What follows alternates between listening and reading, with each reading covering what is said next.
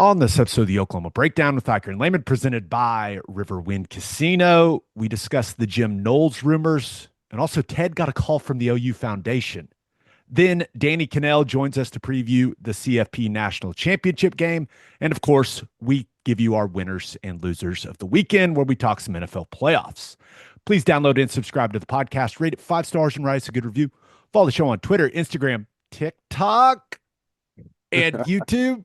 Just search Oklahoma Breakdown on any of those, and you'll find us. All right, our man Michael Hosty will kick this thing off. It's time for the Oklahoma Breakdown.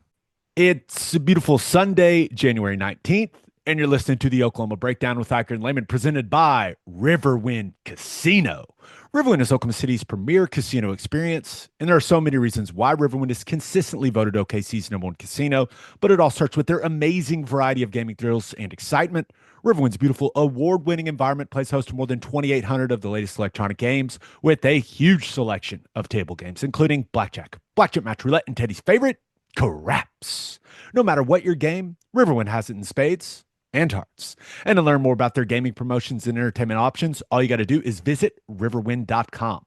Riverwind Casino, good times, great rewards, and the OU football content machine is back on. That's right. Never ending. Never ending. You want to start with the Jim Knowles stuff? Yeah. At the College Football Playoff Championship Game Media Day, Jim Knowles was asked about the rumors about him in Oklahoma by Brandon Marcello, and here's his answer. Quote, beat Notre Dame. That's all I'm focused on. These things happen, I guess, when you have success. Players are making plays. My job is to put them in best position. These things come up when you do well. It was eerily similar to Zach Alley's quote after the bowl game, wasn't it? It was. And, it's one of those things where, it's hard to know how exactly to interpret it. But if you're an Oklahoma fan, it's an answer that you were okay hearing, right? It gives you, I don't know what the percentages are of this thing, but it doesn't take it off the table. He didn't give you I'm happy where I'm at, I'm just looking forward to the future, all of those things that you will typically get. He just kind of brushed it all aside and didn't really answer it, which is, Which yeah, it's I think you and I both agree. Jim Knowles is a fantastic defensive coordinator. yes, We were we were very big fans of what he did with that Oklahoma State defense when he was there. At Oklahoma State was playing the best defense in school history yep. under him before they were able to before Ohio State was able to poach him. And he is, and let me know if you disagree, Ted. I feel like he is one of the few people out there who I could see Brent Venables just saying, hey, man, you go run the defense. Yep. I have a hard time imagining that Venables could completely step away from being involved with the defense just because of who he is. And I'm not sure I want that, honestly. But Jim Knowles, I think that list of people is very short that Brent Venables would trust to just run the defense on their own. I think Jim Knowles is one of the names on that list, though. I totally agree. Now, here's one of the important things. Continuity with what we have right now, I think, is very important to Brent Venables because of the experience that we have on defense.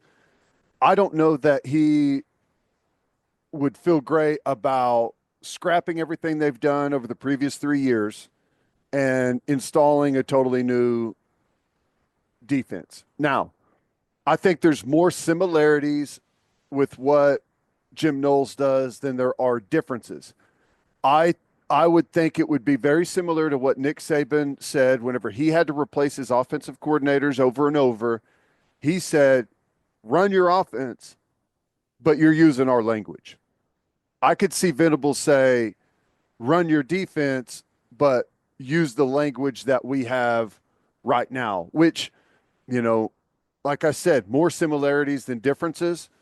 Pretty much every defense there's some differences in levels because of just how the game is played, but most college defenses, at least the top level defenses, have installed all the same coverages. Now, some of those coverages may have differences in how they play route combinations or maybe alignments or, a couple of small things, but Jim Knowles' defense will have all the coverages that Oklahoma runs. So, and the fronts and all of that stuff, a lot of the same blitzes.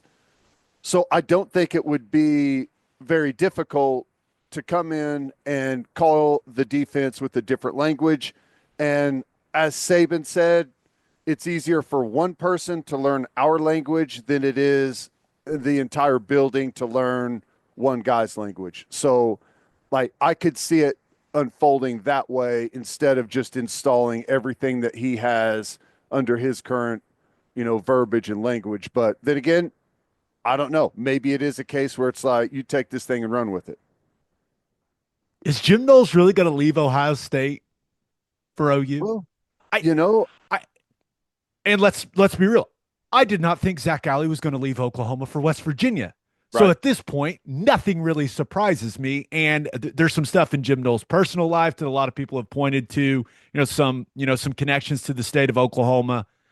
But it's hard to imagine leaving that program with the type of athletes that they have right now, with what they've had the best defense in the country this year. Now they're going to lose a bunch of those guys, but I've got a good feeling that Ohio State's going to be just fine from a personnel standpoint on the defensive side of the ball. It doesn't make sense to leave Ohio State. You're playing for a national title to step into the current situation at Oklahoma, but just because it doesn't make sense doesn't mean it's not going to happen, right? So I don't really know what to think, Ted. Yeah, well, Jim Knowles isn't stupid, very smart, and there's similarities. You think about that defense that Oklahoma State had that was, maybe the best in program history, full of seniors. Okay, the defense at Ohio State that he has currently, number one in the country, scoring, total, all of those things, full of seniors. So, I don't know if he's coming or not, but you can find a couple of reasons. How strong are they? I mean, that's up to interpretation, but the fact that he's going to be pretty much dealing with, I don't know, 10, maybe even 11 new starters on defense, that's hard no matter where you're at. And I don't know, there's a reason why there is smoke here. I don't think it's just some conspiracy theory with nothing tying it to Oklahoma at all. There's a reason it's being talked about. I think the conversation, at least the let's talk whenever I'm done. There is something there. How strong is it? I don't know, but there is something there, and you can look at the seniors. You can look at maybe Ryan Day's future at Ohio State. You can look at personal reasons tying him back to Oklahoma. There's things there. Maybe they're small things. Maybe they're not. But there's definitely some stuff there, and I would imagine that if this is real and there's legitimate conversations that are going to take place, I would imagine we're going to hear some stuff, and I think it would happen pretty quickly after Monday. Once they play that title game, I think we'll know rather quickly, how much interest is truly there and what are the actual chances of this thing taking place. I asked a few people, what's the best way to phrase it? A few of the proper people about this situation, and was told that Jim Knowles being the next defensive coordinator at Oklahoma is, quote, definitely a possibility. Yeah. I don't really know what that means. But these people did not say no chance. That's not happening. Which, once again, is very interesting when you consider the entirety of the situation. So Ted, it's January 19th and OU doesn't have a defensive coordinator. Yeah. That's strange. There's no other way to phrase it other than that's strange. And it feels like they're waiting on somebody. And They all got to signs point to Jim Knowles. And it doesn't make a ton of sense to me from Jim Knowles' perspective, but maybe there's just some details that I'm not aware of. So that's where I don't really know what to think, but the thought of Jim Knowles being the next defensive coordinator at Oklahoma is a very exciting thought. they got a He's fish on the excellent. line. They got a fish on the line. Now, do they land that fish? I don't know. But you're right. The fact that we haven't really had any movement whatsoever since Zach Alley announced that he was leaving for West Virginia, they're waiting on something. They're, to before they announce anything and move forward. There's something there that they're waiting on. And from very early on, this has been hinted at or rumored. So, like, it's true that it's an option, that it could happen. Again, I have no idea what percentage to base that on, like to say that it happens, no clue, because I don't know how real it is. I mean, there's a lot of reasons that people have conversations, right? You could say it's to get a raise, it's to improve whatever standing you have currently. It's, just always keeping your options open, hear people out. It can be as small as that, or it can be, I'm looking for something new. I don't know. And I don't think we're going to find out anything until the national championship game is played. And like I said, I feel like because of the timing and where we're at, I would imagine something happens relatively quickly. Something happens or doesn't happen relatively quickly. If Jim Knowles leaves Ohio State for Oklahoma, it's going to be a very tough day for all of the people out there that have buried this program and said it's dead. It would be, I personally believe that the defense is going to be really, really solid next year. That's with Jim Knowles. That's without Jim Knowles. The one thing that you can't argue is it would be a nice little public announcement or a development, just perception wise of the program that would be very needed at the time. I mean, people are looking for things locally to grab a hold of, and it feels like nationally everyone's waiting just to bury the program. And like you said, that would change that narrative pretty quickly, I think. I haven't looked at the defensive coordinator salary rankings, but I assume Jim Knowles is one of, if not the highest paid defensive coordinator in the country. And if Oklahoma was able to poach him from a team that just played in, and I think they're going to win the game. We're recording this before that game takes place, but if OU's able to poach one of the highest paid defensive coordinators from a team that just won a national title, that is going to reflect well on Brent Venables and Oklahoma football. It just is. No doubt. That's right. Yeah. And I It would will be the imagine. exact opposite of how the Zach Alley move was perceived. Like, hey, Zach Alley he is jumping off the sinking ship. Yep. Well, if Jim Knowles wants to get on, then I think that changes a lot of people out there's perception of where this thing is at. There's no doubt. And, anything that happens right now is viewed as people don't want to coach there, don't want to be, the program is floundering, whether that's true or not. That's just how it's being viewed.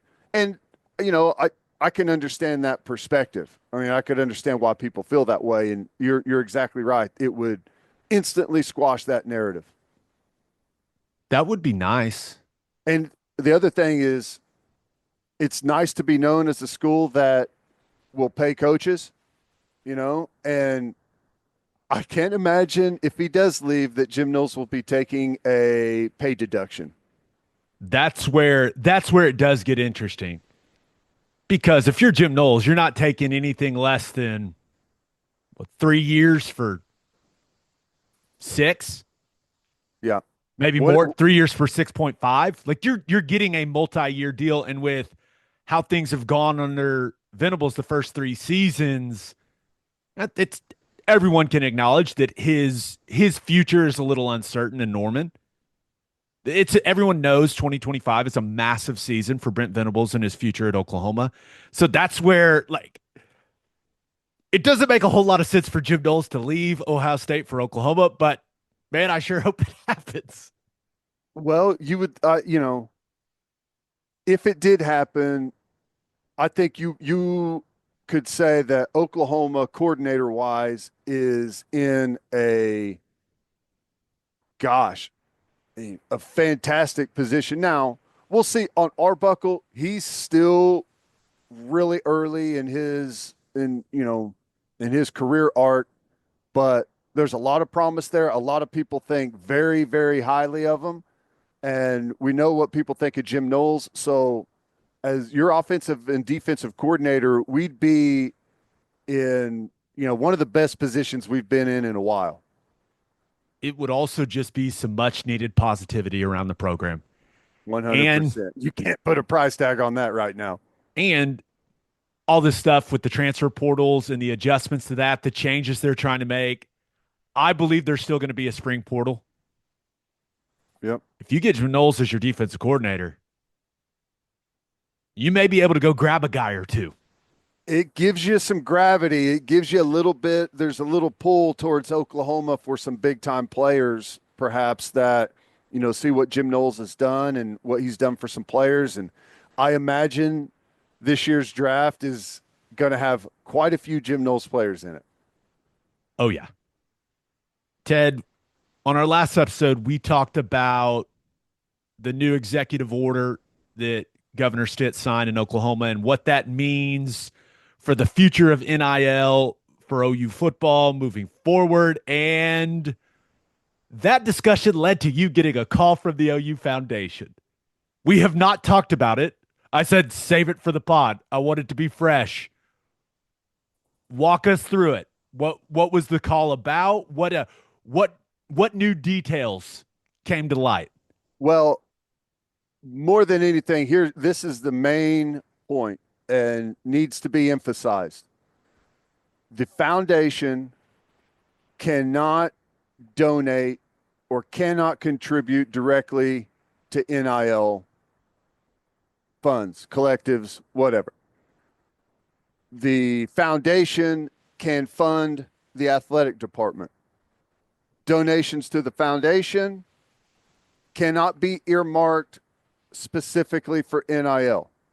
You can donate to the foundation how you always have and earmark that towards the athletic department, but you cannot earmark it for NIL for specific players. They can, go. It can go back to the athletic department as it has before. Now, moving forward, the athletic department will be able to allocate that money as they see fit, and with the house settlement stuff, they'll be able to take their chunk and however they get that revenue, and it will be allocated towards that 20.5 that they're able to dish out. The foundation cannot do that themselves. They could just take the money that they've been donated and allocate it to the athletic department. I hope I have that correct. How long was the call? Well, that part of the call, well, here's the thing. There's a lot of clarification, like some things you're still guessing on, right? Is what's so weird about all of this. So there's a lot of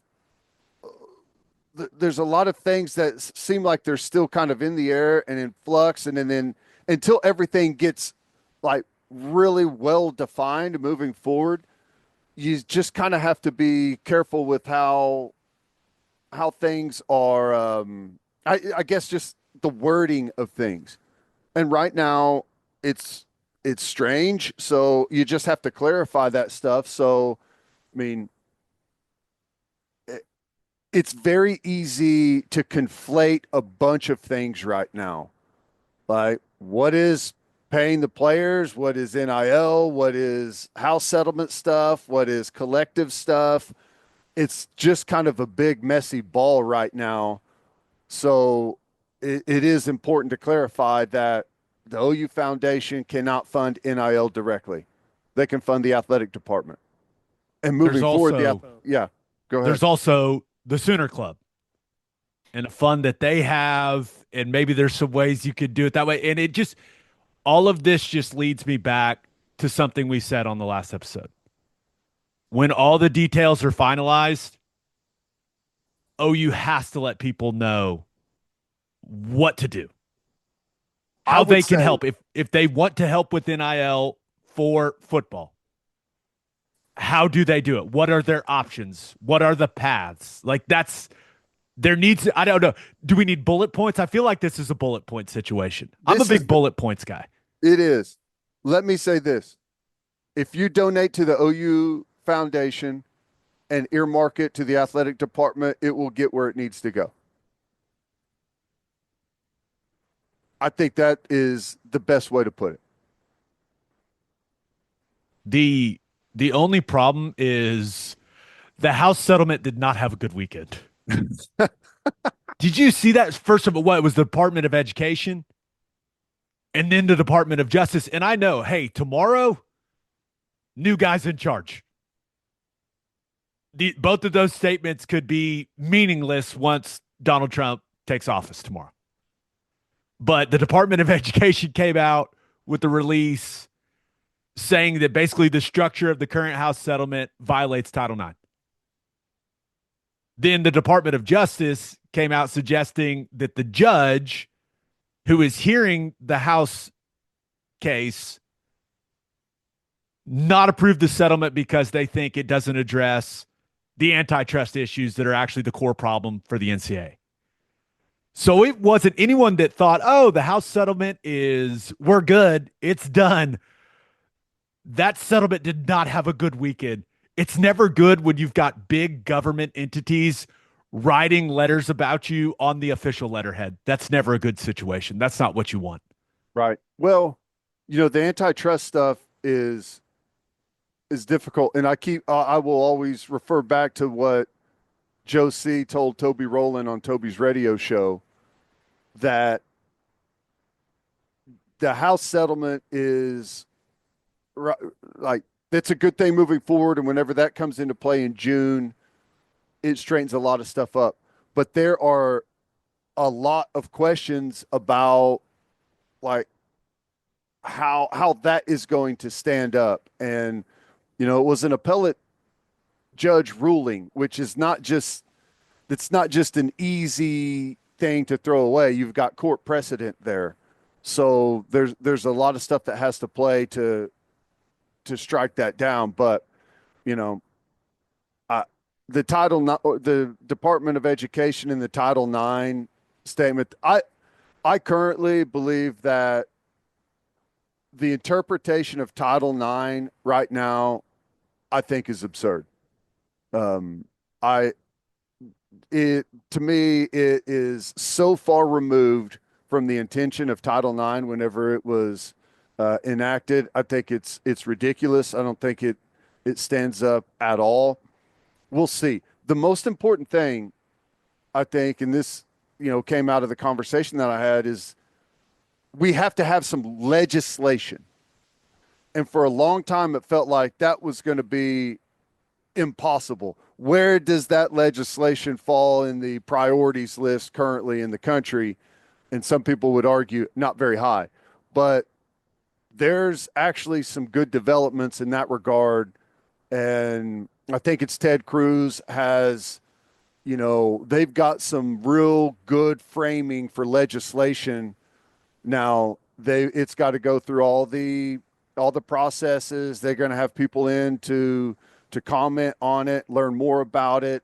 I think they've been working with athletic directors and athletic departments to, to find what's right, what works, and how to move forward. And for the first time, maybe ever, there's actual like movement there, and it looks like you could have people that are ready to play ball in that regard.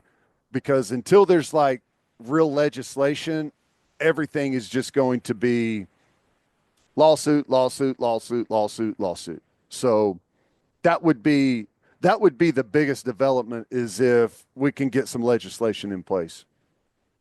It feels like for college football to stay somewhat of the sport that we all have fallen in love with, we're relying on the government. Yes. Awesome. We'll see, but I was very skeptical that the House settlement was just going to go through the way that everyone thought it would, and that settlement had a very rough weekend. But Monday, new president is inaugurated. We'll see what happens. Maybe Donald Trump and the people around him have saved college football at the top of the list. Is You never know.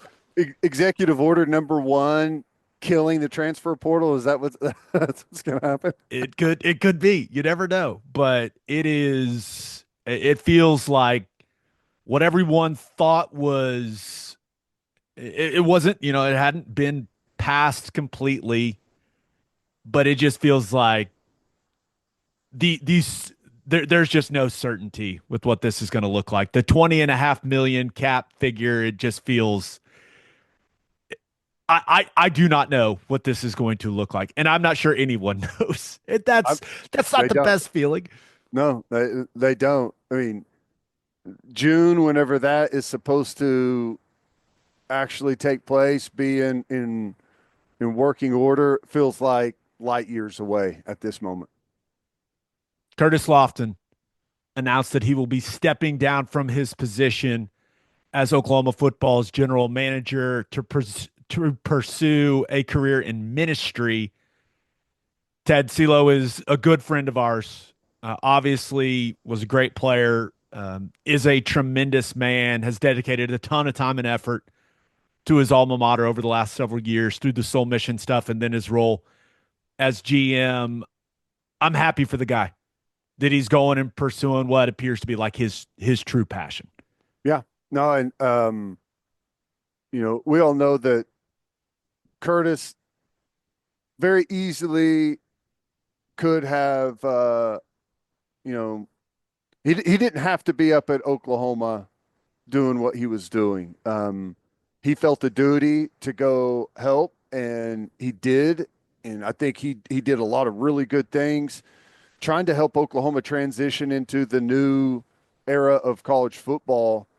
And I I think it was from the very beginning a lot more than he bargained for, right? A lot more time, a lot more effort, a lot more hours away from the family. And I think with how we're starting to step up things organizationally on the back end or front office, however you want to call that, we're in a good position moving forward there.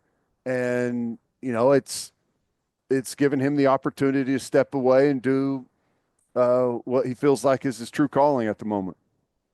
There are some people are wondering why. Is it because of the bad season? Even though he's come out and say, "Hey, this he wants to go pursue ministry." I don't want to speculate. I don't want to take too deep of a dive into this decision because Curtis is scheduled to come on the podcast on Wednesday, so we can just ask him. We'll just hear it from Curtis. Let him lay it out for us. That's going to be good. I'm looking forward to that. He's a fun guy to talk to, and it should be a really interesting conversation. But a while back, we kind of laid out how OU is hoping to reshape the organizational structure, and we focused on football, right? Developing a front office, a true front office for football with Randall Stevenson advising that entire process. And you got to get the GM hire right. Yep. Can't miss. It's critically important. And I know for a fact that there are lots of very qualified people interested in that role. And it's just going to be really interesting to see who they end up hiring. I would prefer it happens sooner rather than later. Yeah. Well, I it is very important. I mean, just like the defensive coordinator to have some clarity moving forward, like what is everything going to look like there? I mean, it's the same thing in the front office. You need to get all your ducks in a row, so to speak, as I think probably the vast majority of it for now, personnel wise, you feel good about where your roster is. But, as you've stated, spring window, maybe not even a spring window, maybe just, anytime someone feels like they want to transfer, they can transfer at the current time. So you need people in place that are evaluating, have a process, you know, get the scouting department and everything below the GM in place and functioning how you want it to. There are, in my experience in the NFL, there are two types of GMs. There's your super football evaluator, which I think is the most common. And then there's kind of, okay, yeah, he's got maybe some scouting experience, but he's a cap guy. Yeah. And I would prefer to have the football evaluating type. Yep. And you can let's be real, go hire some nerd to handle the cap for you. Right. Send that over to the math department. Yeah. No, I'm with you. I mean, especially, I think college football is perhaps way more nuanced than the NFL is. The NFL, it's almost we're going to find the best players and, do what we can to get them in. In college football, there is such a large discrepancy on any given roster between your best guys and your lower level guys that it can become very difficult. Plus, there's a lot more different schemes and systems in college football than there is the NFL. And I do think that there maybe is more specific talent that is suited for different schemes in college football than there is the NFL. I'm with you. I think that's a great way of putting it. So it is, it's going to be very, very important that Randall Stevenson, Joe Castiglione, Joe Harris get that general manager hire right.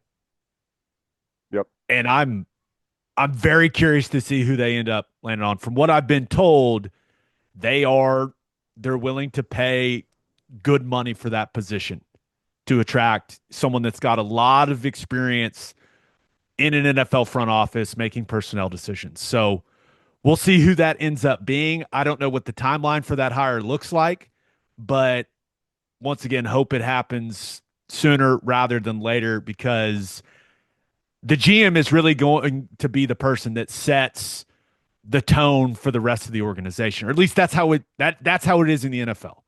Yep.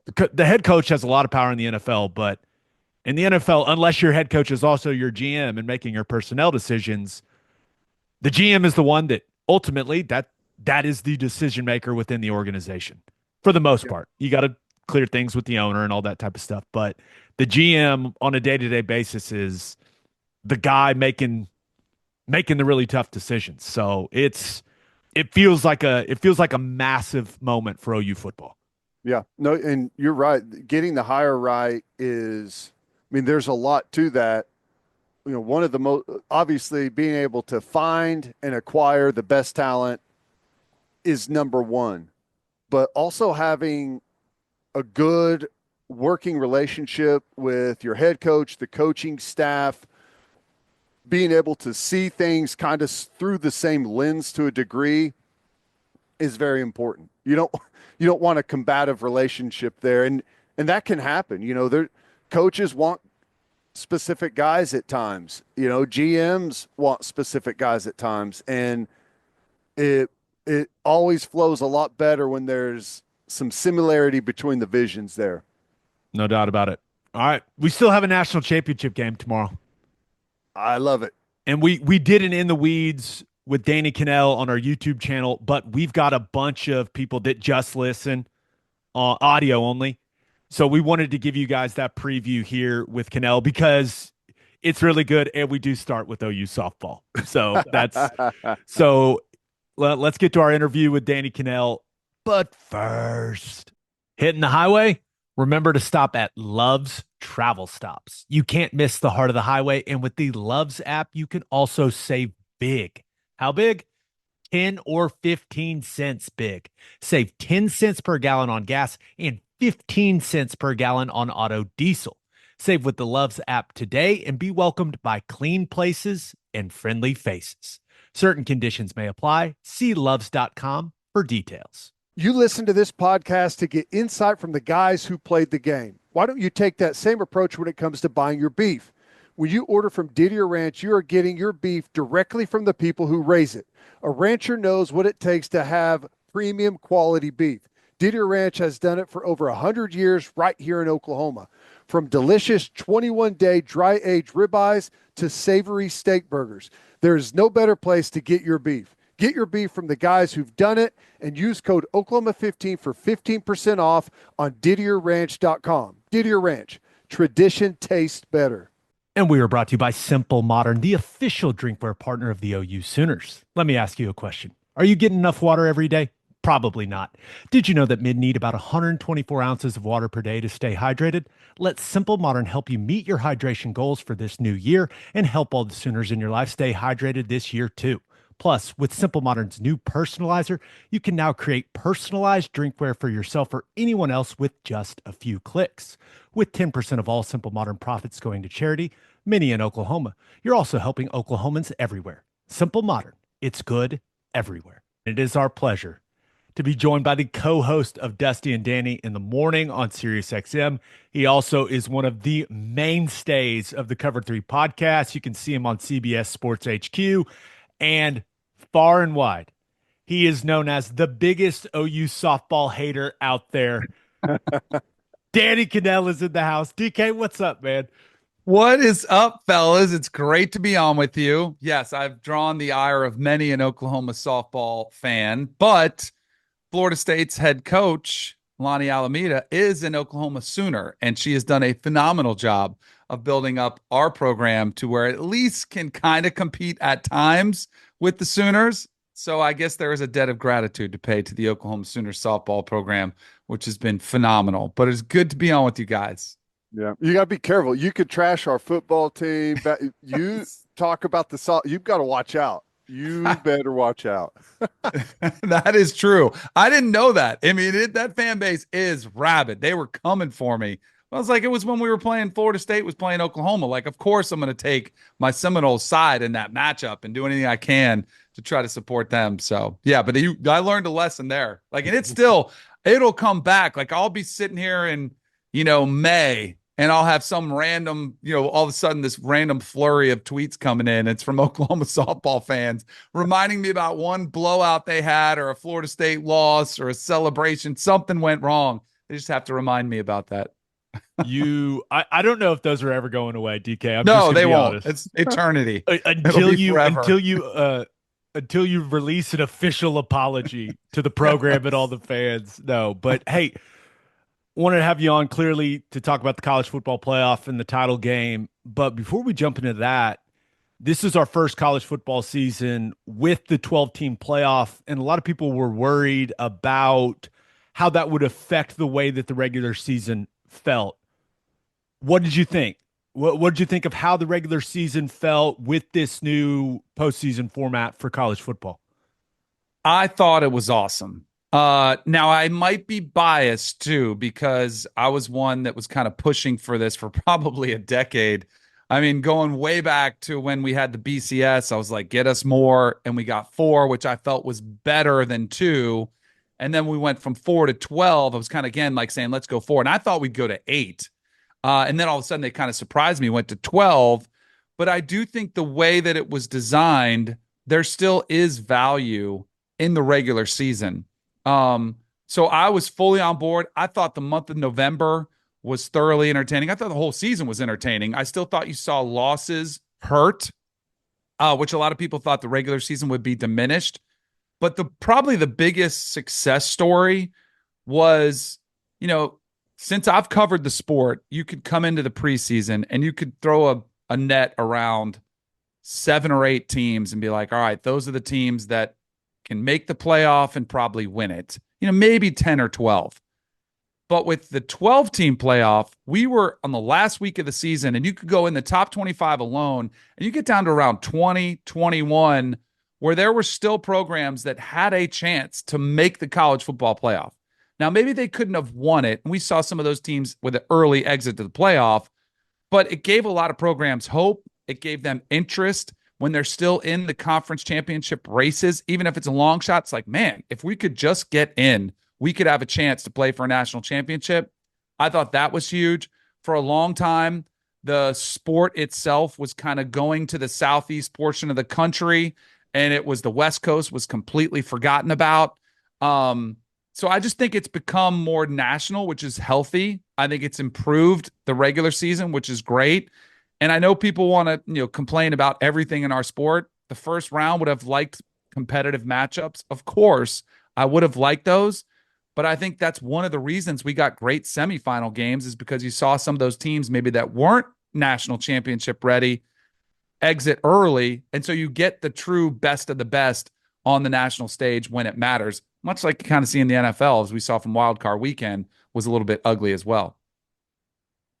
Yeah, I know that the seeding was really the biggest issue. I mean, I know some teams thought they should have been in, but that's the good thing. Whenever you start losing 3 games, you got much less of a claim. So that stuff wasn't all that loud, but some of the seeding with the automatic bye for the conference champion.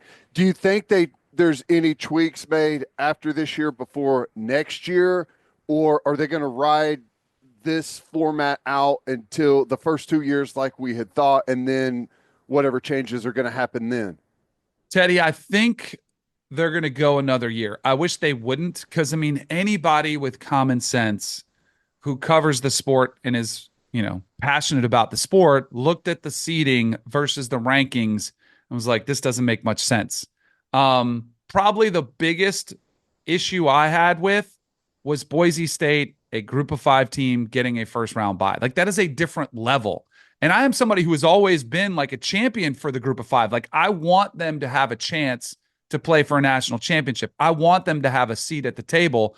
I just didn't expect them to have one of the heads of the table, right? Which is essentially what they got. I don't even think the designers thought that. No. Whenever this thing unfolded, they were like, damn it. We Right. did not want that. No, they did not see that at all. And then there was like the quick discussion was they're going to visit this, after 1 year and potentially look at changes, but it has to be unanimous by the conference commissioners. So if you're the group of 5 representative in that room, if you're the ACC representative in that room, if you're the Big 12 representative in that room, like the conferences that it worked out pretty good for, like Arizona State getting a bye, that didn't make any sense.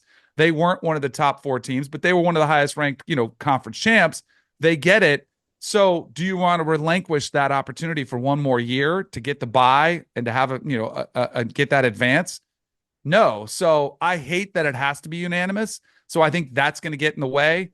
And how many times, like, I thought the 12-team playoff was going to be awesome the minute it was announced. You guys remember that was like 3 years ago or 4 years ago. We had to wait to get it because the contract had to run out.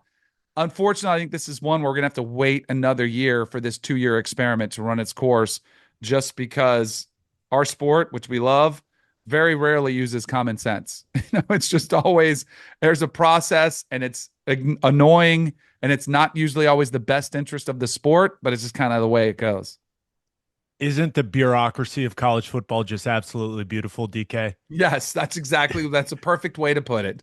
Beautiful. It is. It's a beautiful mess. Now, looking at the games that we've had up to this point, has there been anything that has really surprised you? Has there been anything where you went, man, I really did not see that coming? Because all the favorites have won. Right. And my man Dusty, he keeps bragging about his flawless bracket, and I'm like, well, you picked every favorite, so you really haven't caught any limbs there that he's gone through. But you're right. The favorites have won. I think that would probably be the surprise, and also the blowouts. Like, I thought that there was more parity, and I still do. I think there was more parity in this year of college football. So I was surprised at the blowouts in the first round. And even like the SMU Penn State game, I think was kind of closer than the score let on. I Like, agree. Kevin Jennings had a couple picks. Like, that just, once it starts snowballing on you, I thought they would have been better if their quarterback didn't make a couple boneheaded mistakes. They dropped a 4th-and-1 touchdown pass early, but it happens. Like, and it was a blowout. So there's no denying that. But I thought some of the first round games would have been better. I also think it kind of, we always talk about home field advantage, but I think you saw the importance of it and what an impact it can truly make, even more so at our level at college football than the NFL. Like, and I watched a lot of those wild card games this past weekend. You can't feel the energy and the excitement and the crowd noise the way you can in college football.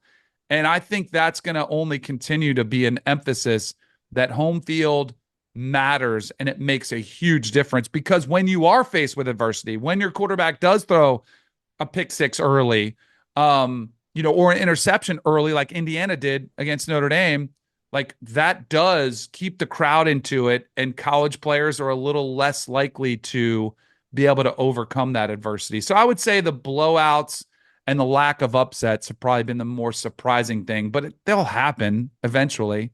It is kind of sports, but I think that's probably the thing that surprised me the most.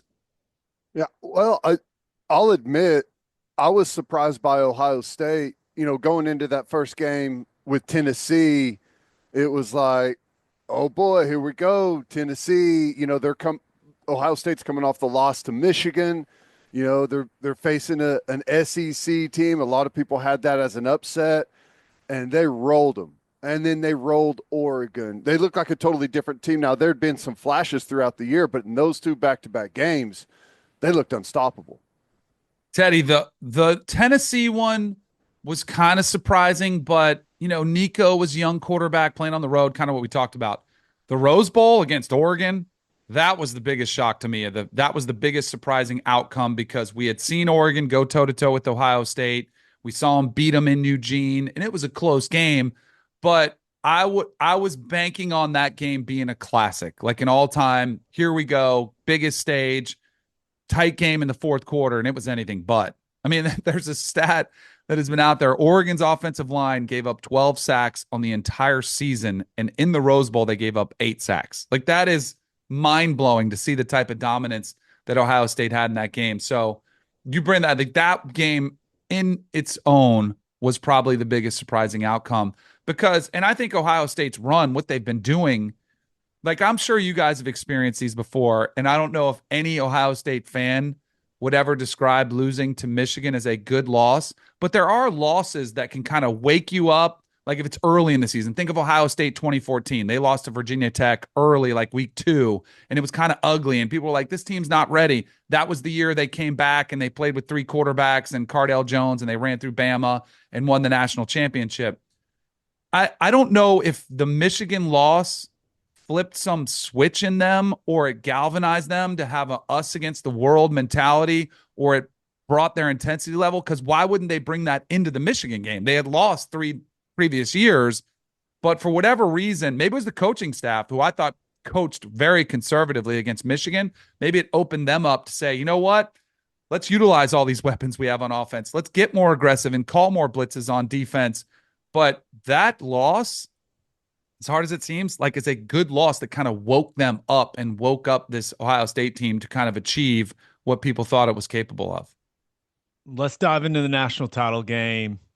But first, Schwab Meat has been smoking the highest quality meats, hot dogs, and sausages in OKC since 1912. Go to schwabmeat.com to order any of Schwab's outstanding products and use promo code OKBreakdown for free shipping on orders over $75. Schwab dogs are iconic. I like to keep it simple. Just a bun, dog, mustard, ketchup. Also, the jalapeno cheddar smoked sausage is ridiculous. schwabmeat.com, code OKBreakdown for free shipping on orders over $75. Schwab Meat, the official hot dog of game days. And head to the garage for hand smashed patties, butter toasted buns, and ice cold beer. It's the perfect spot to watch any big game. And with all the garage locations being open at 10 p.m. or later every night, it's the go-to late night spot. Visit eatatthegarage.com to find a location near you and order online from the garage in your neighborhood.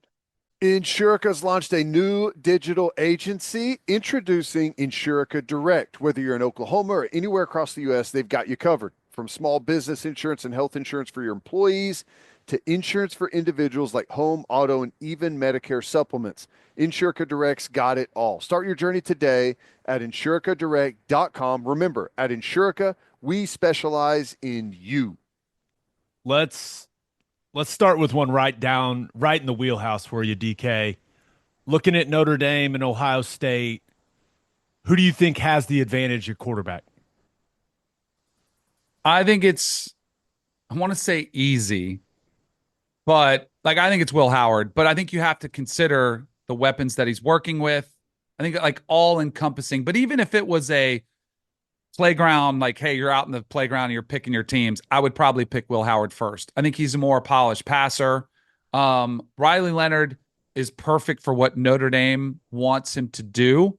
He's a mobile quarterback who's going to run the football a lot. He's not going to beat you throwing for 300 plus yards down the field. It's just, if they have to do that, they're probably going to lose. But like I said, he's pretty good with the football. He doesn't put it in harm's way. But the edge, I think, has to go to Will Howard, he's got a Big 12 championship under his belt when he was back at Kansas State. He's working with all these uber talented, players, maybe the best wide receiver in the country, and Jeremiah Smith. And then you throw in Emeka Ibuka, and they have in the backfield. They have talent everywhere.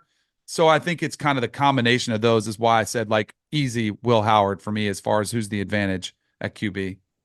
Now, whenever you think about, it's kind of like the Michigan-Ohio State game. Michigan does a really good job of dragging Ohio State into their style of play, and I don't know how they accomplish it every year, but they do it. Is that kind of how you feel like Notre Dame has to do this? It's got to be a little bit more of a slugfest, slower paced game? Definitely. They got to pull them in the slop, just bring them down, make it slow. I think pace of the game is one thing that, again, talking about Riley Leonard, they don't want to throw the football because if you do, incomplete passes, stop the clock. Well, if you have long, sustained drives with occasional chunk plays, 15 to 20-yard gain, but you're running the football and your quarterback is running the football, that's one way to slow down that offense that Ohio State has is by keeping it away from them. And, you guys, I'm sure you guys have faced this either playing on or playing against teams that go tempo that have a lot of offensive success. When I was in college, we were running tempo all the time. And it can be very frustrating because if you do have success, if you get, or if you don't, if you have a 3 and out and the other team holds the ball for an 8-9 minute drive, it feels like forever. And so you go back on the field and you kind of have to get back in the flow of the game. I think that is something that is very real. I was especially a player who was kind of rhythm based. I liked all right, I know I'm going to back on the field. Here we go. Let's start this thing back up. If you're over there having to throw balls to keep your arm loose because it's been a while, that can be very frustrating. And that's across the board. Receivers are starting to stretch. They want to catch. So I think that absolutely is the game that they want to try to do. And they've been able to do it. Now, the Georgia game probably unfolded the way they wanted to, but Georgia's kind of was similar, without Carson Beck, they wanted to run the football. They didn't have much passing game. Penn State, they were a run-based, run first-based team. So they, it worked really well for Notre Dame. This is one where the matchup, can they do that? Can they make the game dictate the tempo and the time of possession? Because Ohio State's an entirely different animal with the offense they run and the weapons they have to be able to throw at them. Do you think Notre Dame's defense can play the way that they've played the majority of the season, a little more aggressive, a lot of man coverage in the back end? Do you think they can do that in this game and challenge Ohio State? I don't think so. They got a bunch of NFL players back there. They do, Danny, but that do. Ohio State wide receiver core is ridiculous. Right. And you just really put your players on an island when you put them one-on-one with a Jeremiah Smith or when you put them one-on-one with an Ibuka or Carnell Tate or whoever it is. I think you have to pick your spots, right? Texas, I thought, laid out a game plan which worked really well for them. And they were right there. They were first and goal with tying up the game. We're talking about overtime potentially. They only allowed Jeremiah Smith one catch. They didn't give up the super long play. The first drive, Ohio State went right down the field, and you're like, oh my gosh, this game's going to be another blowout for Ohio State. Then, they kind of got their wits about them, kind of settled down in the game, saw some of those new formations, were able to adjust. I think this is one, and I said this going into the game against Texas, and I would say the same thing for Notre Dame. It's okay. You're going to give up chunk plays. You're going to give up some sustained drives. But if you can get red zone stops and prevent the big play, the explosives, then you can survive. Like, you just can't have what happened to Oregon when Jeremiah Smith is just going off and he's got 150 receiving yards in the first quarter and a half. Like, you just have to survive that initial onslaught.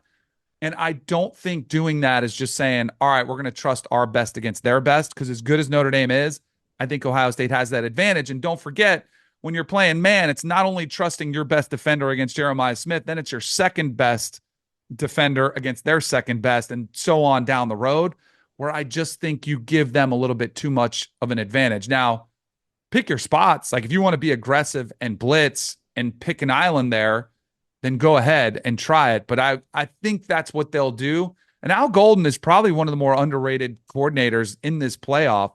And we saw what he's capable of doing, throughout this run. But yeah, so I think it's one where you kind of play a little bit more bend, don't break, and don't be too aggressive, which I'm all for aggressiveness and bringing the blitz and taking those opportunities. I think you got to be really selective. And hopefully you can confuse Will Howard, maybe get to him before he can get it off. Because if you guess and you blitz and they pull it and they max protect, or Howard knows exactly where to go with the football, you're going to get burned. If you have to pick one player on each team that has to have a huge night for them to win, who would you go with? I'll say Jeremiah Love for Notre Dame. Because, like, Riley Leonard, they can win, and he might rush for 75, 80 yards, which is really good for a quarterback, but I don't think anybody's going to be blown away by that. And I think he could throw for 1 or 2 touchdowns. Again, like, I don't see a script where he has to play the role of hero, but I do think if Notre Dame wants to win, I think Jeremiah Love, and maybe by extension because he's been hurt, it's just their backfield. Like, they've got to run the football with some success against Ohio State's defense. And then for Ohio State, for them to win, I do think Will Howard would have to play great. So I'll go with Will Howard, the QB, because I do think... feels like the difference in the games where they've looked incredible. He has been sensational. Totally agree. In Michigan, he had 2 interceptions, and that was kind of, even the Penn State game, which they didn't win as much, he had the pick 6 early, and they were down 10-0 early, so it kind of played them. So, yeah, I would say Ohio State needs to play as good as, he has to have the great game for Ohio State, because if he struggles, as much talent as they have, it is more of a quarterback-driven offense. Currently, the Buckeyes are an 8-point favorite. Total is 45.5. Now, I'm not trying to steal the Locks Pod's content, okay? Right. But do you have any leans looking at the spread and looking at the over-under? So I don't like the point spread. I think it's really tight. Like, I totally get it. If you're like Ohio State's going to run through them, I get it. I feel like I'm trying to talk myself into the style of game that can get Notre Dame the cover, because I kind of lean towards Notre Dame, but I'm also like subconsciously, I want to see a close game. So I'm like, man, am I just talking myself into it? So I think the safest play is the under, because I think you have 2 things. One, if Notre Dame's able to drag them down in the mud with them and have this ugly defensive game, that's great. Like, that's their way to, and they possibly could cover. But I also think if it does get sideways, if Notre Dame struggles and Ohio State puts up some points, I think it might be like a 35-7, type of game, 35-10.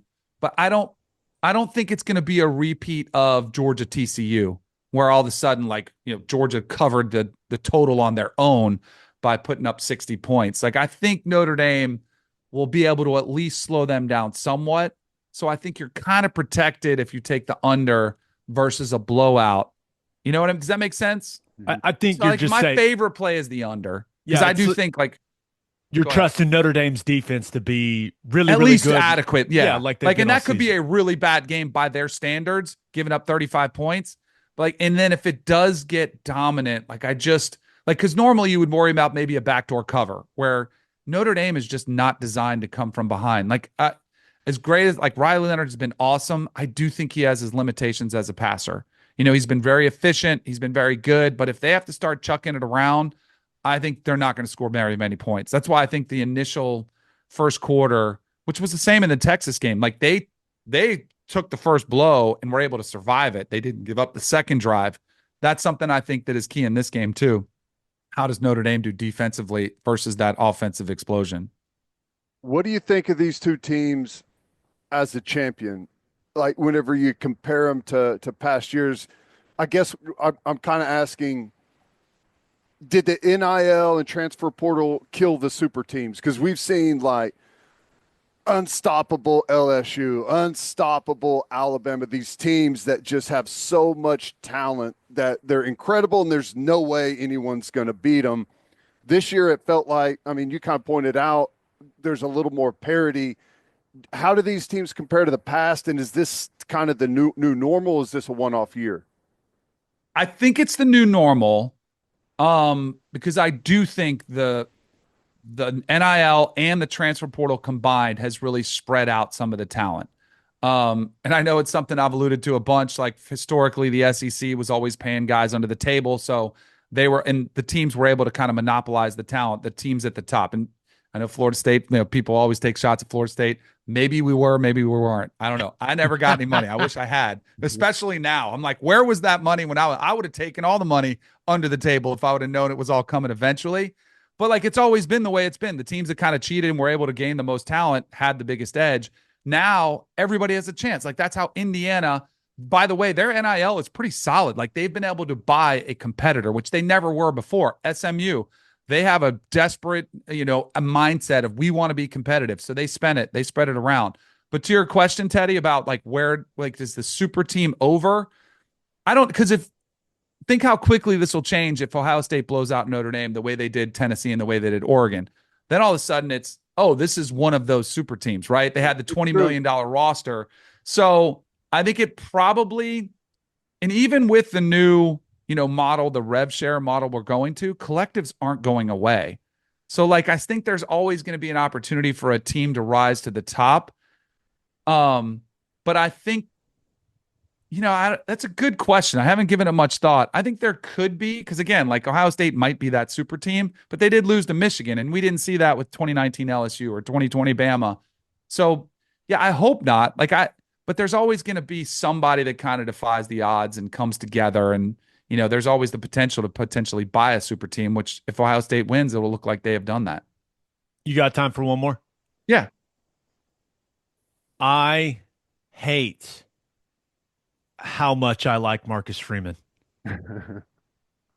How has this guy managed to make Notre Dame a likable program? I feel like we all were in agreement. And I almost went to Notre Dame. I was going to Notre Dame if I didn't go to OU. And I don't know. It's just he's performed some type of magic trick. It's ridiculous. First of all, he's probably one of the most genuinely like good guys out there. I remember the first time I interviewed him was like the week he took the Notre Dame job. And as soon as we were done with the interview, I was like, that guy's going to be an NFL head coach. Like just impressive as it gets. And I think if you're Notre Dame, you're probably genuinely worried about that. And I know the Bears have come calling and they're kind of poking and prodding, seeing if he potentially would leave. If he wants to do that, I think it's there for him. But he also have you noticed how he did not get into the war of words with Kirk Cignetti? Like, because Kirk Cignetti was talking a lot of trash. He even alluded to something this past week about, talking trash. And he was just like, I'd rather let my actions do the talking. Like, he's humble. There's a humility about him that just is more of a business, or like, I just want to go to work. I think he's created a culture which kind of defies the odds. He pointed out coming into this playoff, they were the only team in the 12-team playoff that didn't have one player hit the portal before the season was over. Like, they still might after the season, but they didn't have any early exits. Nobody entered the portal. And then you know what else I think he's done? is he's found players that buy into his culture, and maybe it's a character, maybe he's a really good judge of character, but like the players are likable too. Like Riley Leonard has this innocence about him that's just incredibly likable. Some of his defensive players, like when you hear his players talk, they all kind of take on the personality of Marcus Freeman. So they're kind of humble and they just want to work and they want to be a part of a team. Jeremiah Love going out there playing with a knee brace, and they told him not to jump and he's hurdling guys and carrying guys in the end zone. Like, I think all of it comes together, and it's because of Marcus Freeman, but it comes together and they somehow feel like an underdog story when they're probably the biggest brand the sport has ever known. So like it's all kind of this perfect storm of them going against, and then you've got Ohio State fans who want to fire Ryan Day because he doesn't win a national championship. So it's kind of this perfect storm where I think Marcus Freeman, he's awesome, but it's also kind of this whole perfect storm of events which have made Notre Dame likable, which is kind of crazy. Sometimes you can tell how good a head coach is by how little they do on game day. Yeah. Like let their coaches coach, and he just basically stands there like this the entire time. It doesn't look like he moves or says anything. And the way that those players reacted whenever he was named coach, I think tells you a lot about him. Totally. And the way, like, Riley Leonard wrote a piece for the Players Tribune, and he was talking about the game against Northern Illinois, and he was really down. And he, like, Marcus Freeman, the conversation that we had that he revealed in this letter was like, Marcus Freeman was like, no, you're still the leader of this team. We can still, like, it was there's a calmness about him, like a peace that I think is exactly what you're talking about, Teddy. Like on the sidelines, you never see him really screaming at the refs, screaming at players. Like some coaches are frenetic, and there's more ways to win national championship. Nick Saban, the greatest ever, was always screaming at somebody to have them. But I think kind of the calmness that he shows, and there's like a quiet confidence that would almost intimidate me more as an opponent. Like if I saw a coach or another player like screaming at each other, I was like, oh, good, we got them right where we want them. I would be almost more intimidated to play the coach and the team like his that's just composed, even if they're down 10. It's like they're just kind of gearing up for something special to happen. And that's what it does feel like with that program. TK, you're the man. We'll have to have you on again so you can tell us everything's going to be okay with OU football. That's I will do that for sure. But I was like, maybe we'll preview a little softball season. We could do that. Yeah. Getting that home field advantage. Oh, I believe this is going to start the healing process between you. All right, delete OU that softball. last line when I said they have the biggest home field advantage in sports in the playoffs. Just delete that last line, and then we'll come back and we'll do the olive branch. I'm leaving it in. You know that. Come on, man. Come on. Hey, you're the best, Kanell. Appreciate you, brother. You guys are great. Great being on with you, Teddy, Gabe. Awesome stuff. And three things matter in banking: service, service, and service. And First Fidelity Bank's commitment to exceptional service is more than a promise. It's their foundation. FFB has been by your side for over a century, and they are honored to be a part of your journey. Banking isn't about where you've been, it's about where you are headed. Open an account at an award-winning bank today at ffb.com. At First Fidelity Bank, we go where you go. Bishop McGuinness Catholic High School represents a tradition of educational excellence in Oklahoma City. Grounded in a faith-based education, Bishop McGuinness offers a college prep curriculum that includes 26 AP courses, participation in OSSAA athletics, and numerous clubs and organizations for students to join and grow. If you want to provide the best possible educational and spiritual development for your children, contact Bishop McGuinness Catholic High School or visit bmchs.org. Financial aid is available. And go to opolisclothing.com and use promo code TED for 10% off our podcast merchandise and the best OU gear out there. That's opolisclothing.com and use promo code TED. Buttery soft and 10% off. Ted, that's some good stuff from Kanell. He is, what a character. But we haven't made our picks for the national title game. Before we get to winners and losers, who do you like? I got to go with Ohio State. I do think that there is a path to victory for Notre Dame. They're going to have to force Ohio State into some tough spots. Going to have to turn them over, I think. Going to have to, dirty the game up a little bit, slow it down, have them play their style of play a little bit. But I think that could be difficult. It's just hard at this moment I think that Ohio State has a pretty good talent edge across the board. Not to say that Notre Dame doesn't have great players. They do. They've also taken a large amount of injury throughout the year, and that's a factor. But, man, I think there's just too many stars on Ohio State's football team right now. And, they've found an edge that they're playing with right now, and hopefully they can carry that into the national championship game. I feel like they got away with one in the semifinal. Yeah. Won a game where they weren't at their best. We've just seen what the best version of that team looks like, and it is scary good. It's hard to pick anyone else. Whenever you've seen Ohio State at their best, there's no one else that's close to that. I would be incredibly impressed with all of the injuries that Notre Dame has had if they can take Ohio State in the deep water and force them to play their style of game and go win the thing. Like that, I will praise Notre Dame to no end if they're able to do that. But it's just, I don't think Ohio State's going to take the bait. I think they're going to come out, spread it out a little more, and attack the back end of Notre Dame's defense, which is the strength of that defense. But those Ohio State wide receivers are, they're special. Jeremiah Smith is special. So I'm going with the Buckeyes. I would lay the points. I could see like a 10-point win, like a 31-21 type win for Ohio State. And I just hope we get a good game, man. That's all I want. I want a close, competitive game. No, I agree. Let me ask you this, not to get off onto another tangent, but does an Ohio State win or loss have any impact on Jim Knowles in one way or the other, in your opinion? Would he be more likely to maybe leave after a championship, or would he be more likely to leave if they came up short? Is there any impact on the outcome of this game at all to that decision? No. When you have an answer like that at the press conference right before the game, I feel like the decision's made one way or another. He's doing what he's doing. Yeah, that makes sense.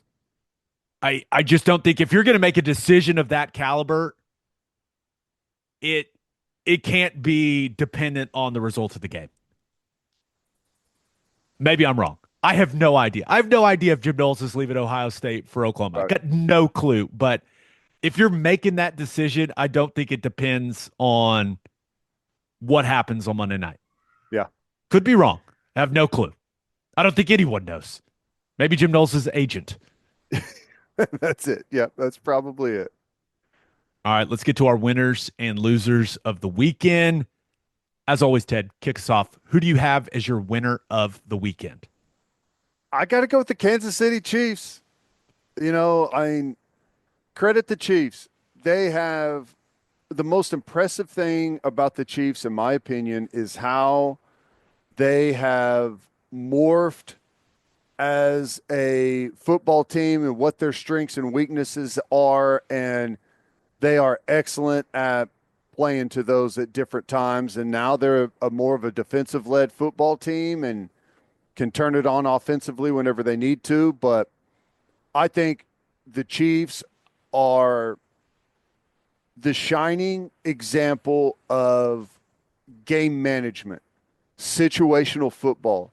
They are just so good at using the clock, using the score, using the environment, using down and distance, using field position. Getting really questionable calls from the referees. I was gonna ask you about that, but the referee situation is something, and I do want to talk about that. But you can't ignore how good they are at situational football. I mean, take the safety at the end of the game, for example. Just using all those situations to their advantage. There's no one that's close. They didn't make the critical errors that the Texans made. Yeah. Were there multiple questionable calls that benefited the Chiefs? No doubt. Patrick Mahomes is the face of the league. He gets calls that no other player in the league gets. He just does. The one, Aikman even went, oh, come on the one where he just went down and got sandwiched a little bit and they called unnecessary roughness. That was, let's be real, that was ridiculous. But it Mahomes getting those calls didn't make the Texans make all those special teams mistakes. Special teams lost the Houston Texans the game. Yep. Yep. I mean, and that's just another area I didn't even mention special teams. Like Kansas City makes big time special teams plays whenever they have to. I mean, it's just you've seen it a bunch of times. Okay. You mentioned the officiating. Everyone talks about it. It's not like this came up in this game. It's been an ongoing conversation. I guess I could be classified as a Chiefs hater. It's more Chiefs fatigue than anything. So I typically root against them. You're way more level-headed than I am. Like, how would you classify the officiating the Chiefs? Is there something legitimate that they get different calls than everyone else in the league? I think Patrick Mahomes gets calls that no other quarterback gets. I think if you watched Lions Commanders and some of the hits that Jaden Daniels took in that game, there's probably one or two of them that if it's Patrick Mahomes, it's a flag. Well, but he's also the face of the league, Ted. Like whether it's right or wrong, they're going to protect that guy. I think they're doing. I mean, he's the face of the league, which I think that's why it draws so much attention, and that's why people get so frustrated because everyone sees it, and if you got a bias that everyone can see and point out, then that's a real problem. I mean, just look at the play in the Commanders-Lions game that sent Goff out of the game, where Bridgewater had to come in. He got annihilated on one of the interceptions, and while I don't think it's a play that should be called, I don't think there should be a flag there. But I don't think anyone would doubt that a flag, if someone would have done that to Patrick Mahomes, it would have been called instantly. I cannot tell you you're wrong because I kind of feel the same way. Yeah. What that says about the officiating in the league, I don't know, man. But it would be great for the NFL if there were just no controversial roughing the passer calls in the AFC Championship game. If we can just avoid those, that would be great. If there's just not one or two, which seem to happen every game for them, if there's not one or two where you can point and go, come on, guys, I think that would go a long way in people relaxing with this talking point. But there's just no doubt. Some of those calls in the Chiefs-Texans game, you're just going, really? I mean, Troy Aikman, and I love that Aikman he's starting to get up there in age and just says exactly what he thinks on the broadcast. The giver ripper for Aikman is gone. It's awesome. It's fantastic. I agree. But he literally audibly goes, oh, come on. Yeah, that's a guy that played the position, different era of the NFL, but he wants to protect quarterbacks and everything. But that one was a bit ridiculous, and I love just how Aikman reacted on the broadcast. I thought that was hilarious. Mahomes has perfected, the NFL version of the flailing three-point attempt in the NBA where you kick the legs out and there's contact and it's a yard sale on a three-point attempt that you created the contact basically yourself. But, here's the thing. I even hate saying this, but credit Mahomes, like, he knows he gets those calls and he plays to that, right? Everything he does, there's no doubt. I mean, he's not even on the ground yet whenever he gets bumped, and he's like turning and looking at the official and pleading his case before he even hits the turf. Houston basically outplayed them in every statistical category. They just missed field goals. Yep. Gave up the big return, which that guy's reaction, going and pushing the coach, that was, first of all, just throwing the helmet and then going and pushing the coach. Just what was he doing, man? He lost his mind, like momentarily lost his mind. It happens, man.